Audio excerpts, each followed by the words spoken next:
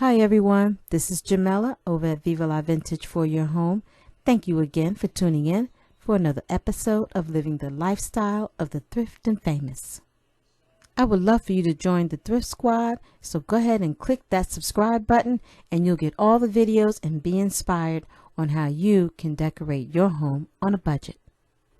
Well, today's video is all about another rehab project that we're working on. Yes, guys, we thrifted another house, and this shotgun shabby shack is soon to be another rental property for us in our portfolio. I'm going to dub this one as the Country Bungalow. We bought this house for $3,500, and it was really in bad condition. There was a squatter staying in the home, and he literally tore the house apart. So much debris was all over the house.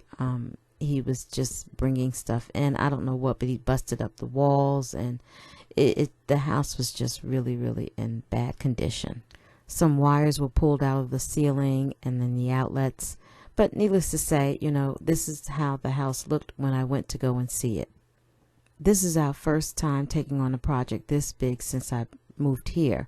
But we were still up for it because our first home that we bought at 23 years old was far worse than this one. And this house was a complete eyesore in the neighborhood, so I'm very glad that we're going to take this eyesore to eye candy and become a viable home for someone to live in. Houses of this style are all around in small towns, small mill towns, and they're basically called shotgun homes or shotgun houses, only because they're so narrow and everything's just straight through. But to me, it's just another cute bungalow home. And actually, to me, it's better than living in a studio apartment.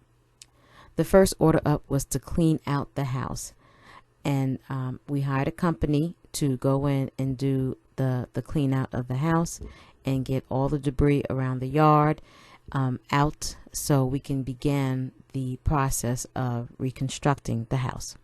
The clean out crew we hired, they came very quickly, and they took care of everything that was needing to be done.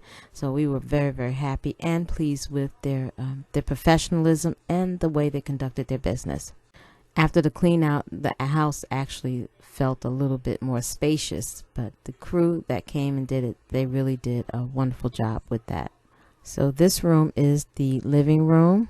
It has just enough room for your basic sofa, table, coffee table, TV, and stuff like that. And then next over is the bedroom. And that again is a nice sized bedroom for the space. And in the back of the house is the kitchen. And it has a pretty good, decent size for the kitchen as well, which would lead to the backyard. And we had the backyard cleaned out. The grass was cut and a lot of weeds was done. Now, this big tree is a pecan tree, and it is full. So yes, this is our new project that we'll be working on. Now, we assumed this property because it was purely by luck. The owner just happened to be in town and was looking for a buyer. So it fell in our lap, and we couldn't be more happier. Now, this is how the house looked when it was on the tax a picture of it on the tax record. So it actually is a cute house. So we hope to bring it back to even better looking than this. So stay tuned for this journey, and I'm going to take you with us. Now, even though this video wasn't about home decor, but it was about home buying and the fact that I thrifted a house. Perhaps this might inspire you to look into a small town for houses, because small towns need love too. I hope you like this video. If so, click the thumbs up, drop me a comment, and don't forget to share. And please subscribe to my channel. And thank you again for tuning in for another episode of Living the Lifestyle of the Thrift and Famous.